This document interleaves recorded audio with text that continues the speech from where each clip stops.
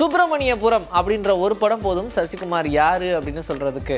அதுக்கப்புறமா ஈசன்ற படத்தை மட்டும் இயக்குனாரு.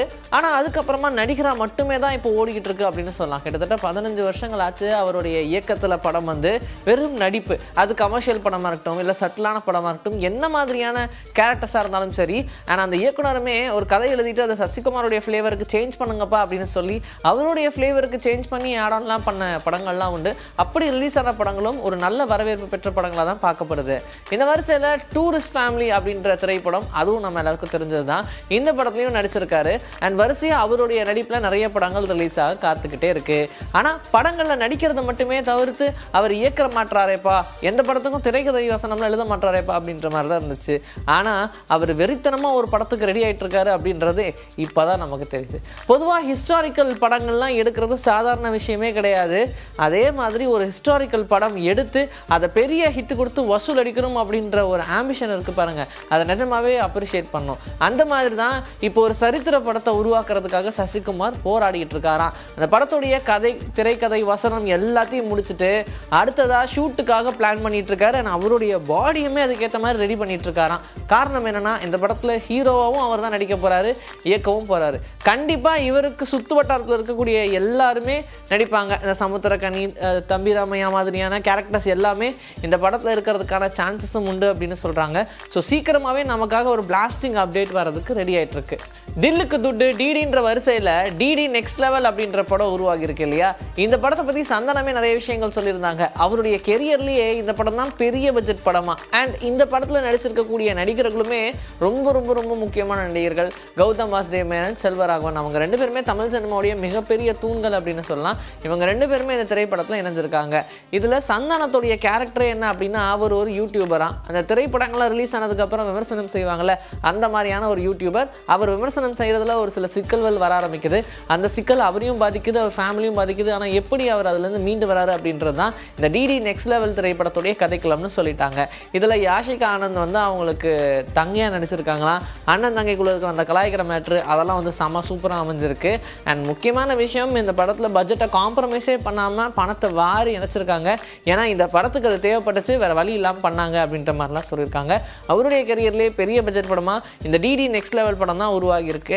அண்ட் இந்த படத்துடைய ப்ரமோஷன்ஸ் எல்லாமே ஓடிக்கிட்டு இருக்கிறதுக்கான காரணம், மே 16ஆம் தேதி இந்த திரைப்படம் திரைக்கு வர காத்திருக்கு. அதனால முடிஞ்ச அளவுக்கு படத்துடைய ப்ரமோஷன்லாம் பயங்கர ஹைப் ஏற்றி பண்ணிட்டு இருக்காங்களாம். பிரியதர்ஷன் மோகன்லாலுடைய காம்பினேஷன்ல எத்தனை படம் ஹிட்டுப்பா அப்படின்னு சொல்ற மாதிரி தான் இருக்கும். 2016 ரிலீஸ் ஆன ஒரு திரைப்படம் ஒப்பம் அப்படின்ற திரைப்படம். அந்த படத்துடைய ஹிட்டெல்லாம் வந்து நம்மளால வர்ணிக்கவே முடியாதுன்ற மாதிரியான ஒரு சூப்பர் ஹிட். அந்த படத்துல கண்ணு தெரியாதவரை மோகன்லால் அப்படியே படம் முழுக்க டிராவல் பண்ணியிருப்பாரு. கதைக்களமும் உங்களுக்கு தெரிஞ்சது தானே. மோகன்லால் வேலை செய்யக்கூடிய இடத்துல ஒவ்வொருத்தராக இறந்துட்டு இருப்பாங்க. காரணம் வேற ஒரு விஷயத்துக்காக, பழி வாங்குறதுக்காக ஒவ்வொருத்தங்களா கொண்டுகிட்டு இருப்பாங்க. அதுல மிஞ்சி போன ஒரு குழந்தைய காப்பாற்றணும் அப்படின்ற மாதிரியான டாஸ்க் மோகன்லாலுக்கு வருது. கண்ணு தெரியாம எப்படி அந்த குழந்தைய காப்பாத்துறாரா இல்லையா அப்படின்றதா அந்த படத்துடைய கதைக்களமா அமைஞ்சிருக்கும். இப்போ இந்த படத்தை பத்தி ஏன்பா இப்படி பேசுறேன் அப்படின்னா, 2016 ரிலீஸ் ஆன திரைப்படம் இவ்வளவு வருஷம் கழிச்சு இந்த படத்தை திரும்ப ரீமேக் பண்ண போறாங்க அப்படின்ற ஒரு விஷயம் ரசிகர்கள் மத்தியில பெரிய ஹைப்பை கிரியேட் பண்ணியிருக்கு. என்னதான் இது வந்து மலையாள படமா இருந்தாலும் அதர் லாங்குவேஜஸ்லயும் இந்த திரைப்படத்துக்கு ஒரு நல்ல ரெஸ்பான்ஸ் இருந்துச்சு. அதை நம்பி இப்போ இந்த திரைப்படத்தை ஹிந்தியில ரீமேக் பண்ண போறாங்க. பிரியதர்ஷனே இந்த திரைப்படத்தை இயக்க போறதாகவும், இந்த படத்துல யார் அந்த முன்னணி பாலிவுட் நடிகர் நடிக்க போறாரு அப்படின்றத கேட்டதுமே ரசிகர்கள் ஷாக் ஆயிட்டாங்க. பல பிரச்சனைகளுக்கெல்லாம் அப்புறமா சைஃப் அலிகான் இந்த திரைப்படத்தில் நடிக்க போறாரு அப்படின்ற ஒரு அப்டேட் நமக்கு கிடைக்கும்னு நம்பலாம். ஏன்னா சைஃப் அலிகானை தான் இப்போ வரைக்கும் பிரியதர்ஷன் மனசுக்குள்ள வச்சிருக்காராம். அதனால அவர்கிட்ட கேட்ட போதும் அவர் ஓகேன்ற மாதிரி தான் சொல்லியிருக்கிறதா சொன்னாங்க. பிரியதர்ஷனுடைய 100வது திரைப்படத்தை மோகன்லால் தான் நடிச்சு 100வது செலிப்ரேஷனே பண்ண போறாங்க. அப்படி இருக்கும்போது அதற்கு அடுத்த திரைப்படமாக தான் இது அமையும்ன்ற மாதிரி சொல்றாங்க. ஸோ சீக்கிரமாவே இந்த படம் அந்த படம்னு 2 படத்தை பற்றின அப்டேட்டும் நமக்கு வரும்னு நம்பலாம். ரெட்ரோ படத்துக்கு எல்லாரும் கொடுக்குற ஹைப்பு தாங்க முடியலப்பா அப்படின்ற மாதிரி தான் இருந்துச்சு. ஏன்னா சூர்யாவுடைய கெரியரில் எத்தனையோ படங்கள் ரிலீஸ் ஆயிருந்தாலும் இந்த ரெட்ரோ படம் கார்த்திக் சுப்ராஜோடைய ஃப்ளேவரில் இருக்கிறனால நிறைய டிஃப்ரென்ஷியேட்டை எதிர்பார்க்கலாம் சூர்யாவுடைய நடிப்புலே அப்படின்ற மாதிரி சொல்லியிருந்தாங்க. இந்த படத்தில் வச்சிருக்கக்கூடிய ஆக்ஷன் சீன்ஸ், படம் ஃபுல்லாகவே ஆக்ஷன் சீன்ஸ் தான்ற மாதிரி 20 ஆக்ஷன் காட்சிகளை இந்த படத்தில் வச்சுருக்காங்க.